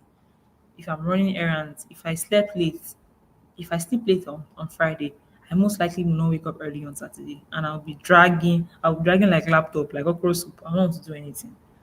Those are the challenges. Or I had this a meeting, or this, all everything. I'll highlight everything. So if all of these challenges happen, will I still reach my goal? What else can I do? Do you understand what I'm saying? Because really, these are the things that hinder people, hinder us, both of us, hinder all of us from reaching our goal. You have to set your goal. You need to set your goal. This is what I want to achieve and break it down to break everything down. And so it's clear to you. So what have I done? All of these my plans were to film content has not been working. So I've said that, you know what? Maybe I should go on Twitter, start writing. I like writing personally. So if I'm writing, I will share it. Since I can't do video every time, let me start doing that. There are people who do you guys know that there are people who have so much influence from just Twitter posts? Their face is not there. Oh. Just knowing how to write, knowing what to write, to whom to write to, and they're doing so well. So why can't I tap into that? I'm saying I have this current challenge. I can't film up every time, right? So let me start writing. Write on Twitter, repurpose it, share it on Instagram. Why can't I use Canva? Canva that has so many features right now. Why can't I use Canva to do interesting, use photos of myself, use and design something nice? Why can't I do that? At first, again, guys, at first, that might not work. Oh. You might not get your 100K followers from sharing carousel, but guess what? You are growing. You are growing, and that's what you need to like. That is what you need. People need experience. I didn't study this content marketing I'm doing or copywriting. I learned it. I studied philosophy University of Lagos. Yeah, I studied philosophy. I didn't even know what philosophy was until I had to do change of course because I wanted to do mass comm, but I think I got actually it's not just me. Everybody in my school that time we got D in our literature in English. And of course, to do mass comm, you need a C, at least a credit in literature in English. So I didn't have that. My parents are like, you know what? You gotta go to school, girl. Like you can't be in the house. Just go to school and learn something. I wanted to be a model. In fact, I still want to model self. But in school then I was modeling a lot. All of my money I kept into modeling, into collaboration, getting photographer, getting makeup artist, getting this, getting that. What I'm trying to say is I started learning branding. In fact, I started learning about emotional intelligence first because I found I personally I tend to be more emotional. I said, oh, let me start learning about emotional intelligence. I was so drawn to emotional marketing, how someone can just evoke emotion inside you and then you take action. I wanted to know it, and that's when I started following Trisha Biz. I don't know if you guys know Trisha Biz. She's a big marketing expert, and then I started following Trisha Biz. From Trisha Biz, and then I started following Salim King. From Salim King, who else was I following that year? But these are the people. I hope this makes sense to somebody. What I'm trying to say is you need experience. That's what you need. People are hiring people who have experience. People are not hiring cho. Right? So a summary of everything that I've said. Content builds trust, copy builds conversion, strategy without empathy is noise. What that means basically is you need to be human, guys. You need to be personal. Know the people that you're reaching out to and be personal with them. And that's what AI cannot do. That's why you are the value here, not AI. You are the value, not AI. AI is just your tool. So goals make you dangerous, but in a good way. Guys, goals I told myself that every morning when I wake up, the first 5 minutes I'm going to look at my goals. Before I go to bed, I'm going to look at my goals. I don't think I meditate on my goals so much. I don't think I meditate on them so much. When I look at them every day, and I'm like, okay, this is what I want to achieve for myself. I don't want the next 1 year to go by and I didn't do nothing for myself. Nah, I don't. I don't. So goals make you dangerous. They make you driven. People know that they can't mess with you because they know that you are not here to play. You're either doing this or you're either doing that. Right? So here's your homework. Here's your homework, which is choose a brand and build a content strategy. I hope that you were writing all the time that we're talking. So choose a brand and build a content strategy around it. So it can be when I mean three pillars, just identify three core content content strategies for them. So for example, if you're talking about if you're picking a beauty brand, maybe like Fenty, or a makeup brand, you're saying their content pillars should be um, teaching people how to use makeup regardless of their skin color.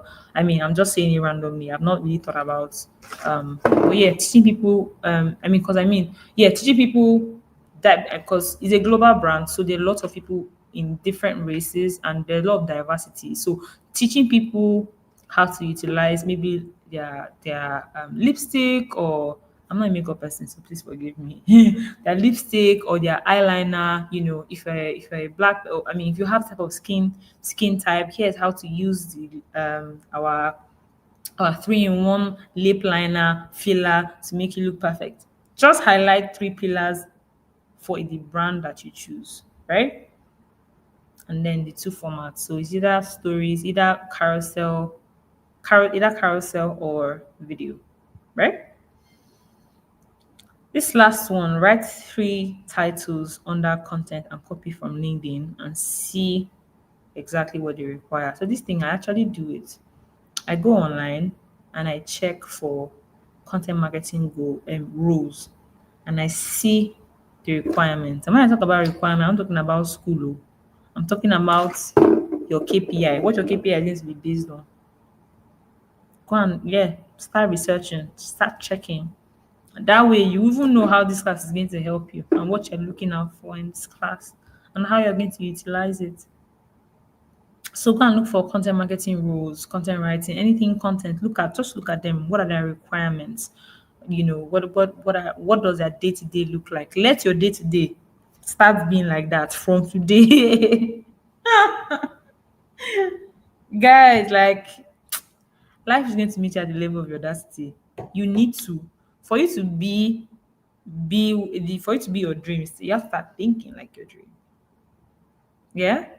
And so one last gem is anyone can post online, but not everyone can communicate value. And that's what makes you different. I said it again and again. That value is is is what will differentiate you from every other person who is posting online. So please, please, please communicate value, guys. So do not forget to choose a brand, build a content strategy.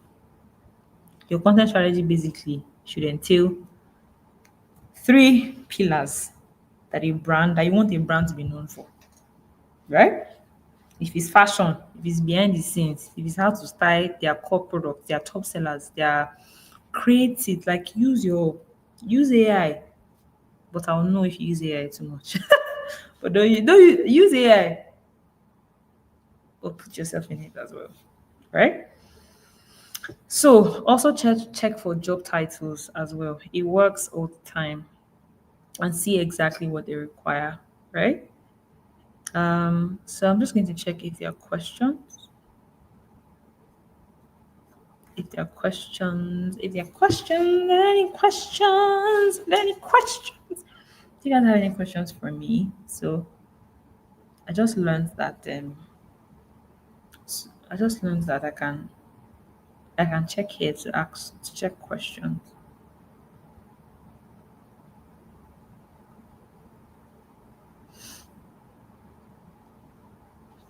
Right. Okay. Is it time to ask questions though? Okay. Would samples be possible? Yeah.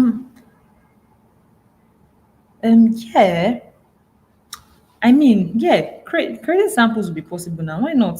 Create the sample first. How I will see it, I will discuss with the team to know how I'm going to see it. But please create a sample. It's really important. I would like to see everybody's sample. I don't know how many we are, but yes, I mean I would like to see, yeah, and at least use someone's sample a a way to teach other people. Okay. Uh, let me. I do. Where do I even start from? Okay. Okay. Will samples be available? Okay. Second question is I don't know how to design a carousel or anything. So if I'm being aesthetic, if I am to be aesthetic in my writing, all right. You don't know how to design a carousel. Okay. So there's this thing that I learned here, guys. I will always tell you what I'm not perfect in any way. So I'm not going to tell you. I'm not going to talk to you as someone who is perfect. Let me tell you something. So this carousel post thing, every content creator, I mean influencer who started doing carousel, I, I liked it. I was liking the aesthetic. I was like, ah, God, I want to learn how to do it. I went to YouTube. I started learning. I searched on Canva how to remove background, how to outline pictures, using Canva. But all of these things only work on Canva Pro though. How to outline picture, how to remove this, how to do this. I started fonts to use. I searched everything online, right? And then with this schedule that I currently have, I don't think it's feasible again. And do you know what I've decided to do, guys? I decided to use a black picture, a black background, and put my copy on it and post it. Because aesthetic no send anybody. It's value, my dear. I hope that answered your question. No. If you don't know how to design a carousel, my baby girl, sounds like a girl, YouTube is your friend. Check YouTube. First of all, know the kind of carousel that you want to replicate. It will help you, it will help guide you to know what you're actually looking for. And check Canva, explore on Canva. You don't even need to have Canva Pro if you're just starting. Like there's lots of free samples on Canva. Put your copy on it and start putting it down there. Let's be consistent. Let the cover, let the copy, let the color be consistent, let the font be consistent, and put your name there and you've made it your own. I just saw someone, I don't know, there's this person I followed. I even told her she inspires me, and that's the Dara girl. She just puts black background and puts her copy there and puts her name, the Dara girl. And I'm like, what can't I do this? Me, I'm waiting till I have time to do carousel posts, to do outline, to do aesthetic. Okay. Can a content writer grow on Instagram? Yeah. Is that a question, my dear? You sound like a woman. Yes, of course. Of course, definitely. So I told you, I keep telling, there are a lot of content creators I can use as an example. There are so many. There are so many, guys. There are so many. Don't sleep. Don't sleep at all. There are so many. Off the top of my head, I can think of. There's so many people that are doing. I haven't forgotten. There's this person on Twitter right now. You one day, I've forgotten her name. She just posts things about 20s for girls, people navigating just for 20 ladies, 20 something ladies. And check her share. Have you checked her shares on Instagram? There was one content that she did that was everywhere. Check her Twitter. It's writing content though. It's Twitter that she's doing. She's repurposing it on Twitter and Instagram. What does KPI mean? Key performance indicator. So when you, I mean, again, in the corporate world, the marketplace is value, right? So how people can track your value is through KPIs. So if I'm hiring you as a content creator, your KPI is that my page increases from this amount of followers to this amount of followers, my reach grows. That's KPI. So those are key performance indicators. Chisma, can you share your social media handle? Okay, now you're making me share. My social media handle, my name is Love Kewe. So my name is Love. Actually, my name is Love Earth Ogenekere. Yeah. Um, in the last company I was working with last year, um, I started a content pillar. I started a mini series where I called myself OG Contentis. And so that's sort of giving me a why to why I should really start sharing a lot of things about content and everything I know about content marketing. So my name on TikTok, on Instagram is Love Kewe. Love full stop Kewe. Right. Um to that question, how do I write all this if I don't even know how to use any of the platforms? How do I write all this if I don't know how to use any of the platforms? This question, hmm, you don't know how to use any of the platforms. Hmm. Start by opening an account and understanding how each platform works. I think that's a granular, that should be very easy to do. So which which platform do you want to focus on? Any platform you want to focus on, open an account and start observing people, observe the influencers that you like, observe the people that you want to reach, the kind of content they are watching, right? First of all, you need to understand each platform. So it's really important that you take out time to open an account for yourself and see what's going on.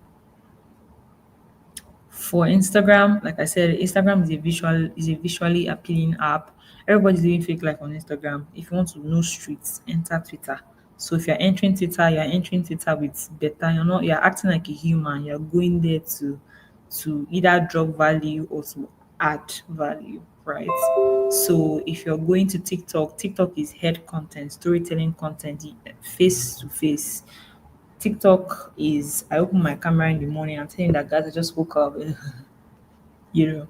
Pinterest is fake life. Is people go there for inspiration. People go there for different things, right? So when you understand, I'm able to know all of these things due to research and because I'm on these platforms as well, right? So can jumping on trends still be part of content creation? Yes, actually it is. So it depends. So when I this trend, these things that TikTok does that they will just give you templates. CapCut will give you CapCut templates, then you just copy your own there. Then CapCut will do the magic for you. Then that one is not. If it works for your audience, why not, guys? Why not? But you can jump on trends and it still relates to your core value, like to your core message. So much so, right? That you jump on trends, but it's still you. It still aligns with your goal. It's not diluted to what is currently trending. I don't know if that makes sense. I hope it does.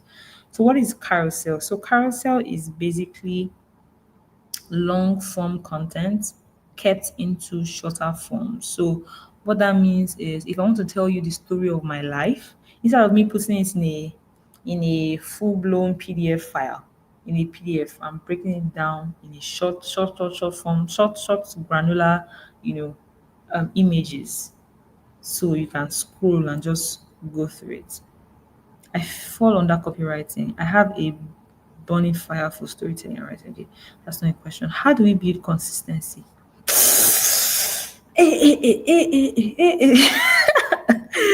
I've been trying to avoid this question, guys, because, like I said, I'm not perfect.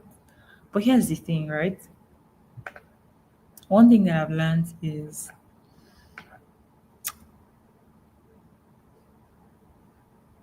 consistency and frequency are different, guys.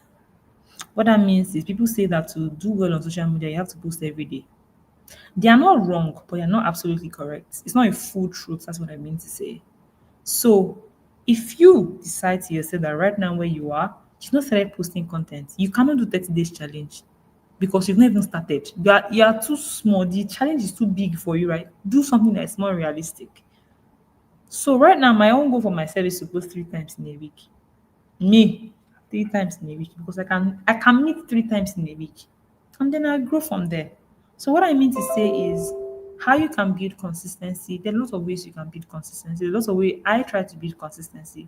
First of all, is I have mental patterns, things that I say to myself. I say things like I don't want to come out as someone who is not reliable. Someone so if I say I want to do something, I want to do it. I don't want to come out as somebody who cannot do it because that's a trait that is similar with underachievers. And I don't want to be an underachiever, right? There are things like that when you say you want to do something, let me come correct, but this is not the type of person that I want to be, right? Another thing can be to set granular goals, like set even if it's 1% every day, guys. Like it don't have to be perfect. It does not have to be. That's the thing with it. Now the thing with the key joy. We want to be perfect. We want to do 100%. You cannot do 100% every day, guys.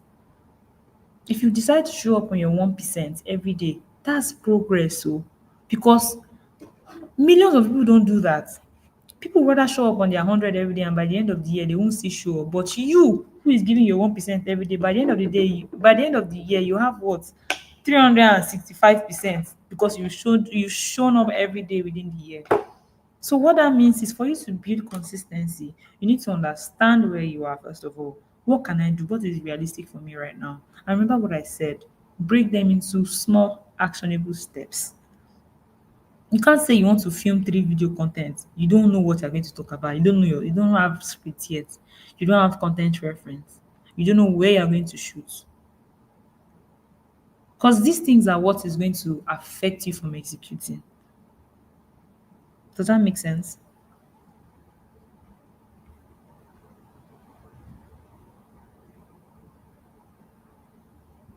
Is it okay to add CTA to an educative content, i.e., content writing? Yes, please. Please go ahead by all means. And then it will depend on your call to action. So if your call to action, or again, your call to action has to relate to the post too. You cannot say you cannot be teaching somebody about how to make hair or um which example can I use? Can't like it has to make sense. That's what I'm trying. Your CTA cannot be far from what you are teaching people. Does that make so? If you're teaching about you're teaching about finance, how to manage money in 2025, your CTA um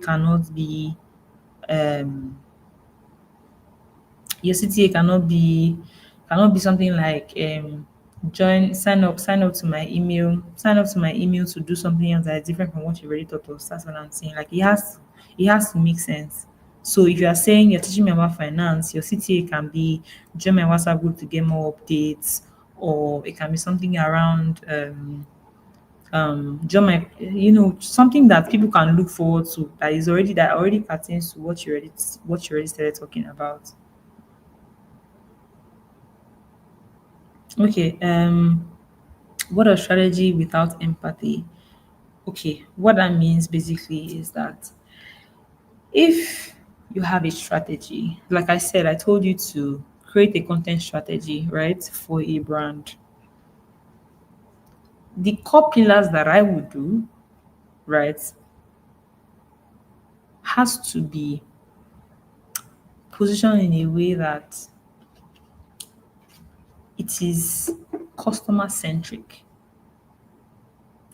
For it to be customer centric, it means that you recognize the problems that your audience is facing, and then you have empathy on them. Like your content is the drive is to create a solution, right? So it's not you are not the hero of your story. For your audience to be the hero of your story is empath. Like how do I give you an example? Exactly, finance. I'm talking about finance. Yeah, I have a fintech company that is help to be people that is meant to help people to save better with the way the economy is going. And my content is around um my content is around I want to write something, sorry. Excuse me, I want to write something, I want to publish content, yeah. And I'm like, I want to teach people in their 20s. The way I will start that copy can be like, back in 2029, I was broke, I was homeless, I didn't have enough money. I didn't have enough money. I didn't have enough money. I did multiple jobs, but yet I still never knew how to save. Right now in 2025, I own a business, or I own a company that is making $5,000 monthly. There are a lot of Nigerian youth who are currently struggling with what I struggled in the past, right? And this is how I can help. Don't you think that has positioned you as someone who has empathy? It has, because see, it's for you to understand my problem, you have to feel it. Are you getting me? Like, for you to create a solution around women that are busty, that don't have enough product that cater for busty women, and you are saying that you have a solution to that, which is you have a brand that cater for busty women. You need to understand the struggles that people that are busty have gone through. That way, you are creating emotional connection. You're making them feel safe. And that's the only way you can build community. Do you understand? So, empathy is in fact, it's really beautiful because empathy goes with storytelling, really. It works like that. So that's what I mean by strategy without empathy. Your strategy for content marketing, for copywriting cannot be brand centric. It cannot be, oh, this is my business, you collected the Grammy Award, done this. Nobody cares about if your business has a Grammy Award. Everybody cares about what can it do to my life? How can it help me? And that's why I said your audience. has to be the hero of your story, not you. Nobody cares about you. I'm sorry, but I care. Oh.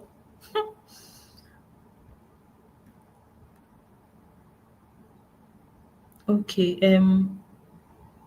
What do you mean by three pillars and two formats? Okay, I have two questions that people are asking. Hope this assignment is not too much. I already explained what three pillars and two formats are.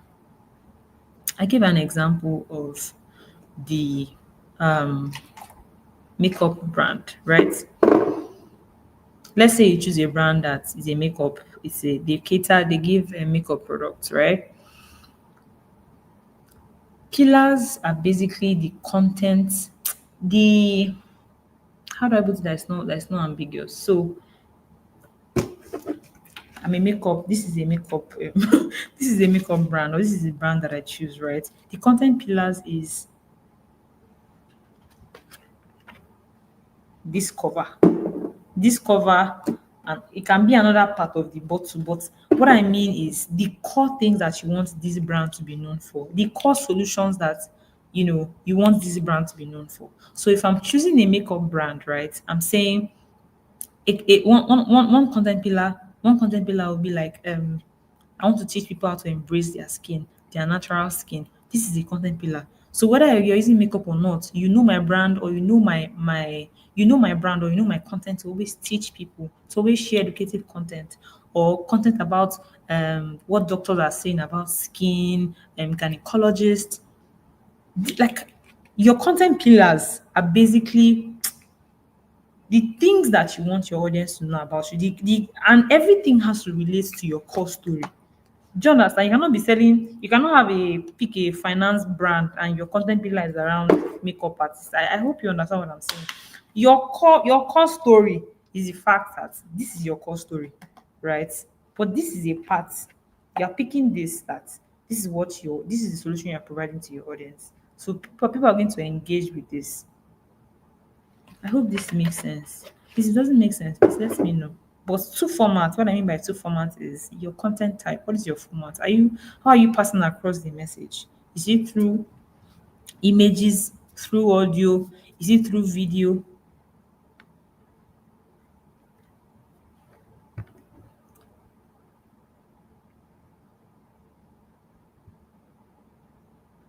Can content creation and copywriting be about just write-ups?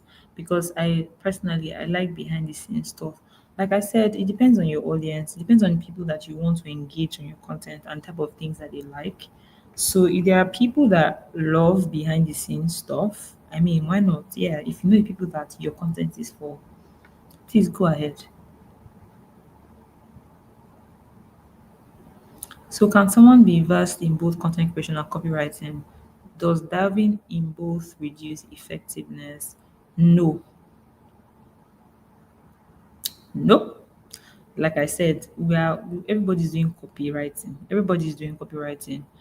Even as a content creator, like I said, even knowing what to say, taking your camera like this, your phone, and saying this is what you want to say, is you are writing, you're scripting. So you can delve into both. Very much so. You can.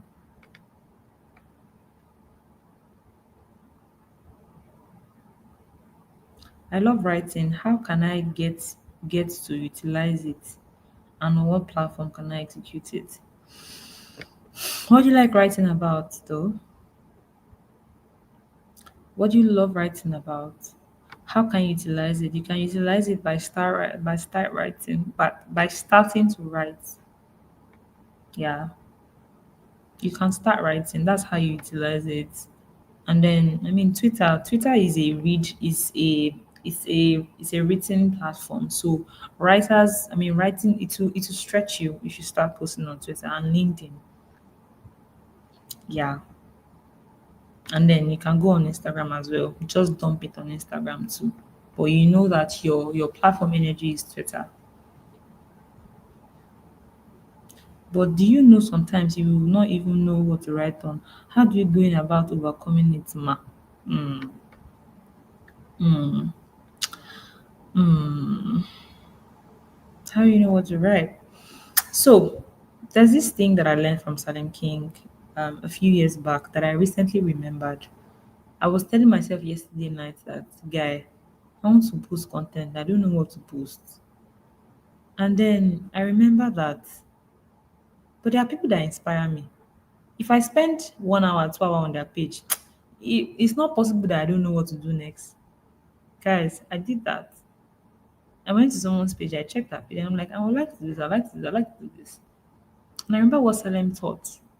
Salem said, have a content bank, guys. Like, and that's why content calendar and content plan is so important, because there are days that you don't feel like it, but you know what, like when it's written there that this is what you want to do. So have a content bank, have a content dump, because for creatives, we have seasons. There are times when inspiration go dey, you understand? There are times when you go just, so the times, catch your catch your you get me, catch your, know your wave and catch it and utilize it. If you know you like creating when you eat certain type of food, or create like a mad person, create like a mad person, because there are days when you will not, there are days when you will not even be inspired to even do anything. So guys, I'm looking, I think we're done, we're done. So guys, thank you so much. I Let me answer this question. My own conviction here is: are you ever going to teach us content writing, or is just content creation, content marketing? So I am going to teach you content writing. I'm actually going to teach you copywriting, not content writing. So yes, I will. So yeah, I think we've come to the end of the class, guys. Thank you so much. See you on Friday.